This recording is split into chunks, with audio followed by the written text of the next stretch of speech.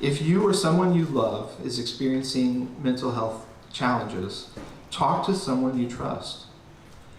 According to that statistic I stated earlier, there's at least a 50% chance that someone you talk to will have experienced mental health challenges or love someone who does.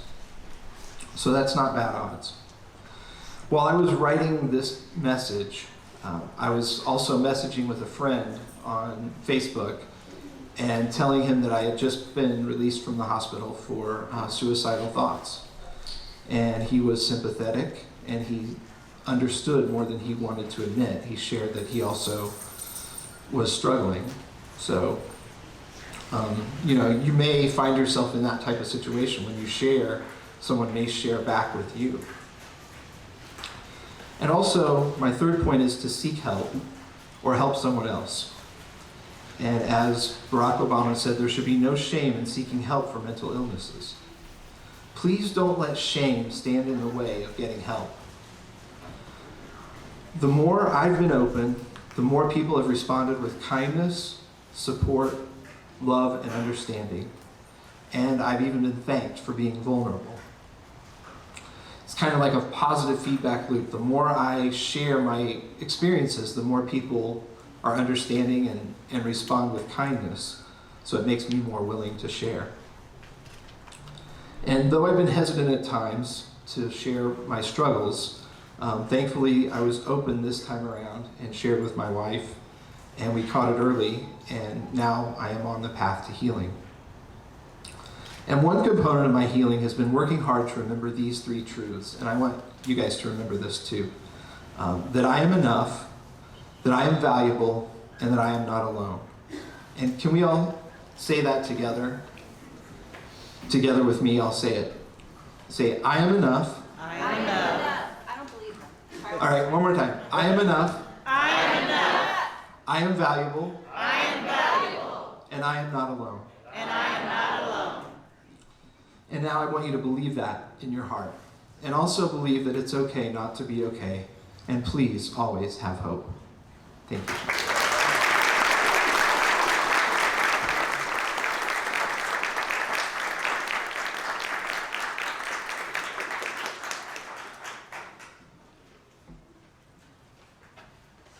Isn't he brave?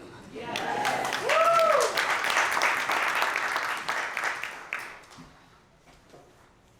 Just give me a second.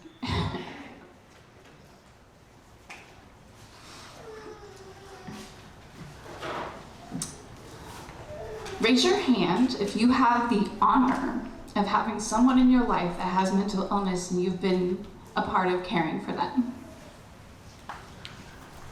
So I'm not alone. How many of you would be honest and raise your hand? It's really hard to care for someone you love who has mental illness. What I really was going to say is it's really hard. But I have never loved the way I love this man. We're 19 years of marriage in December.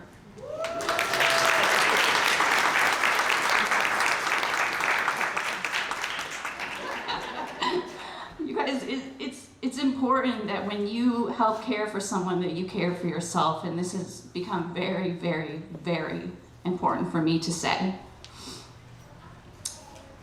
If you do not care for yourself, you cannot care for others. And when you're saying that you're valuable and you're not alone and that you are enough, sometimes it's okay to say that it's okay not to be okay. About 6 months ago, I was talking to a friend and he said, "Are you okay?" I said, "You just don't have that same light." I said, "You know what? I'm not okay. I'm struggling. I'm trying to carry everybody else, and who's carrying me? What is this self-care movement? I don't even know how to do it. What are you talking about? Like, I got my nails done, but that didn't seem to help." I'm tired. Anybody here tired? Anybody here not always know exactly what to do? Dude, I feel so loved right now. We have two teenagers, 14 and 16 years old. And when we met, we were sure we did not want to have children. We thought we were much too selfish for that. Can I get an amen? Yeah, okay, well that got kicked right out of us. And we have two beautiful kids. Our son Alden is 14, our daughter is 16. And when they came into our lives, we decided our parenting style would be to live it out, to show them how to live instead of tell them how to live, which was taking on a lot of responsibility for us on how we live.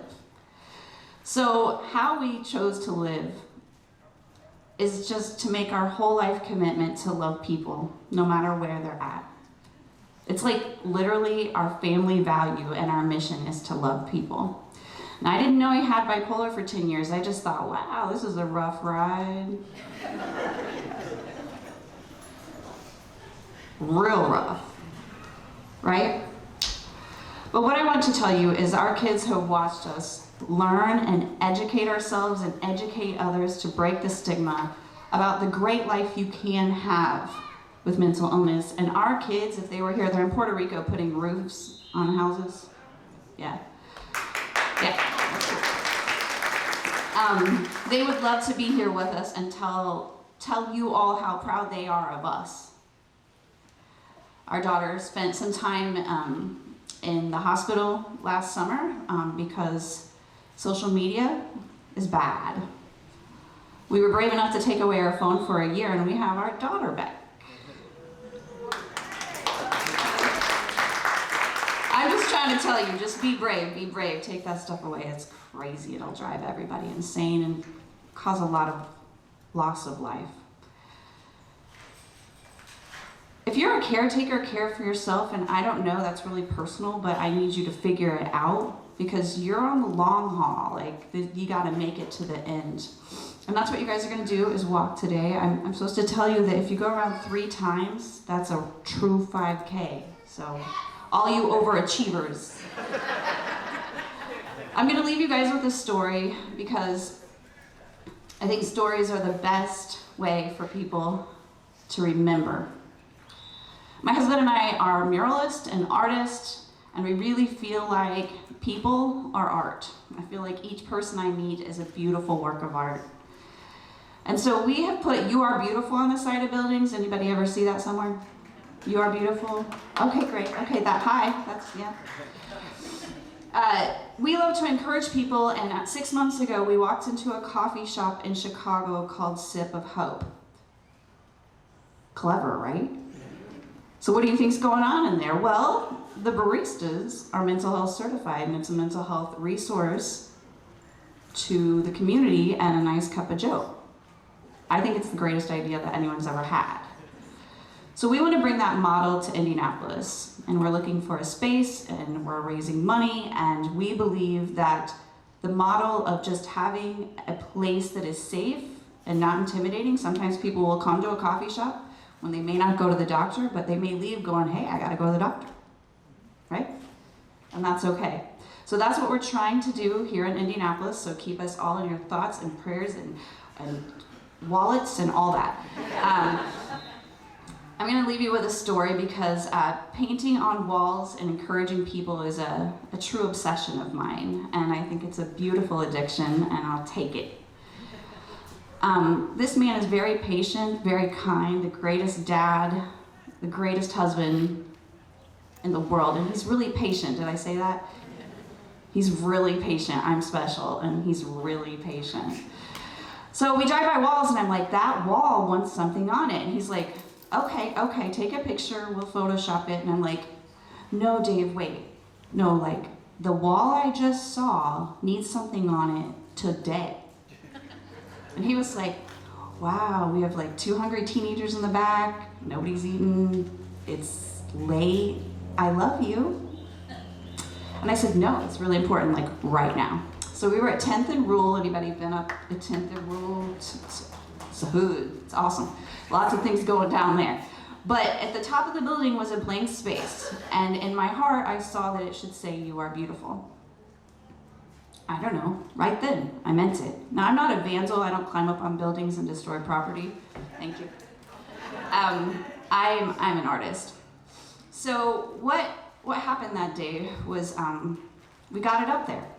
I went in the building, I said, who's the building owner? He's apparently fixing the toilet right now because the landlord is there. And I was like, of course he's here. Hi, I'm gonna put You're Beautiful on the top of your building. And he said, absolutely, how can I help? And I was like, go get a can of paint, like Sherwin-Williams is still open. He got a can of paint, came back, and we put it right up. You are beautiful. There it is, done. Woo! Now we can have dinner. I'm sorry, everybody thinks you're patience. I felt it here. Do you know what I'm talking about? Y'all ever felt something like it's like, ugh, gotta do it right now? Trust that. If you're with somebody and they don't seem like they're all right, say, hey, it's okay not to be okay. If a wall tells you to put something on it, you just do that. All right? Trust that. I'm going to give you permission to trust that. You must trust that. So I'm going to tell you a little bit about our kids. We don't like sport on purpose. We're artists, so like activity like this walk, I don't do on purpose. I don't exercise. I should. But my daughter said, Mom, I want to play basketball. There's this block party in Irvington, and there's like this cute guy, and da-da-da. And so I see my daughter, who is literally better artist than us, and we have degrees in this, like trying to play basketball. Just go with me. How cool did she look? I'm like, what is she doing? But like, love is a silly thing. And so she's literally trying to bounce that ball and like throw it and like act like she knew what she was doing. And I was like, this is highly enjoyable. Then I see her what? Fall. I'm like, oh man, my kids are so clumsy. Oh my gosh. And then I see that her arm has like this bend in it, like this. And I did this. No, I'm really that mom. I run up and I carried her arm to the car. She's like, Mom, everyone's watching. I know. No, I did. I carried her arm to the car. Much to her embarrassment, I was like, it's broken. And she's like, I know, I'm okay. It's cool, we're good. We get to the hospital, they set it, and then she starts weeping. After it being set with no drugs, because she's obviously a gangster, they set it and she goes, that's my drawing arm. She's like, what am I gonna do? And I was like, well, we'll cry. Let's cry. And we cried. And she said, Mama, could we go to Starbucks and get one of those cake pops? Does everybody know what I'm talking about? That silly piece of cake on a stick that costs like $4. Like, I hate to tell you, I'm like, that's dumb. We went, because you know that's what you do when your kid like broke their arm, you go get a cake pop, right? So we walked into the Starbucks in Irvington, and I looked to my left, and there's this beautiful man. I mean, my husband's the most beautiful, you know. But I'm trying to say, he looked like he was like 7 foot tall, and he was seated, and he smiled, and I promise you it was like, ting. You know what I'm talking about, a little sparkle? And I was like, wow. You just like, your smile just like consumed me. It was like, whoa, that was beautiful. And I looked at him, I said, oh, you have a broken leg. He goes, I do.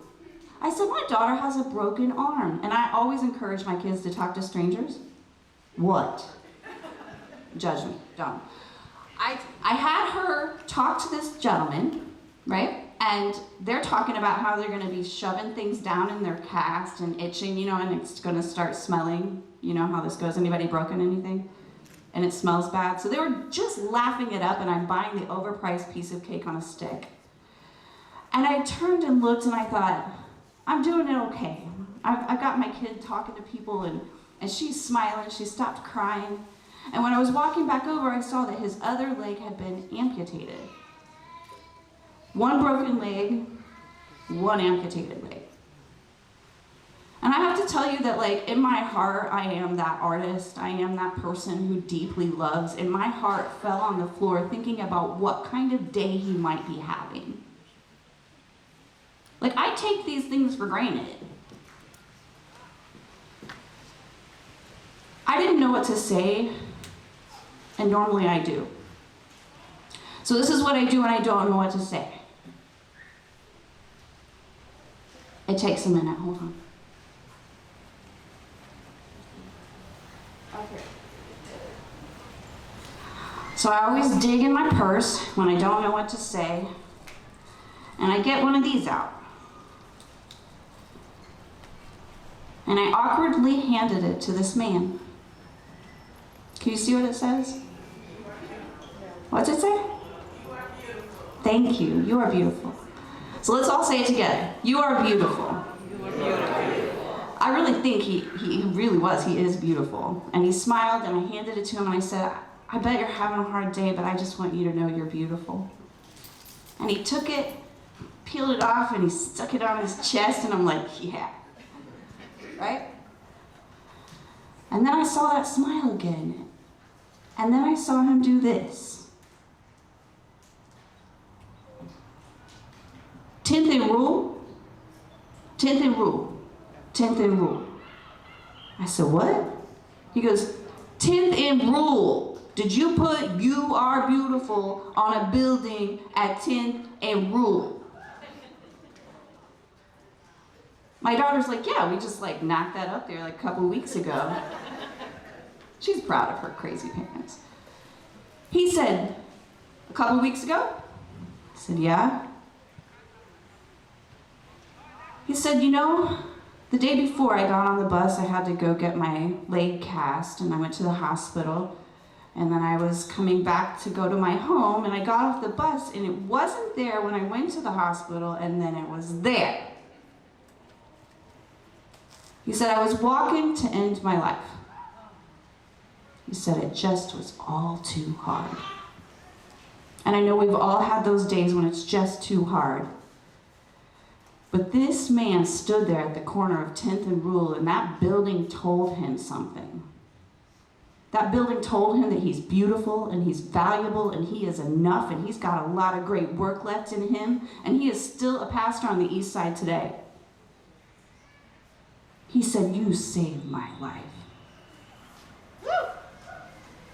We have that power. We have that power. I want each of you to know you may not be like climbing up on buildings and putting "you are beautiful" up, but what is it you do? I give you permission to respond to the things around you and trust that feeling when it comes to you, and do that thing that only you can do, because you truly could save a life. If you see something or you feel something, say something. You have to. It's your responsibility as a human. And I just want you guys to know that I love you. I love you, I love you, I love you. Each and every one of you, you are loved. And in this world, we're here just loving you, and I don't want you to ever feel alone. So thank you for listening to our stories, and have a great walk.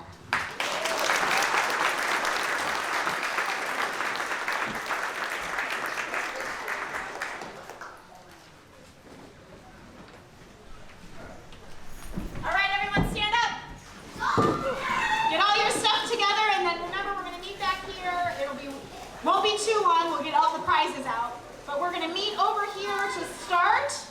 And then there are spray painted chalk arrows on the ground. And there are people to help direct you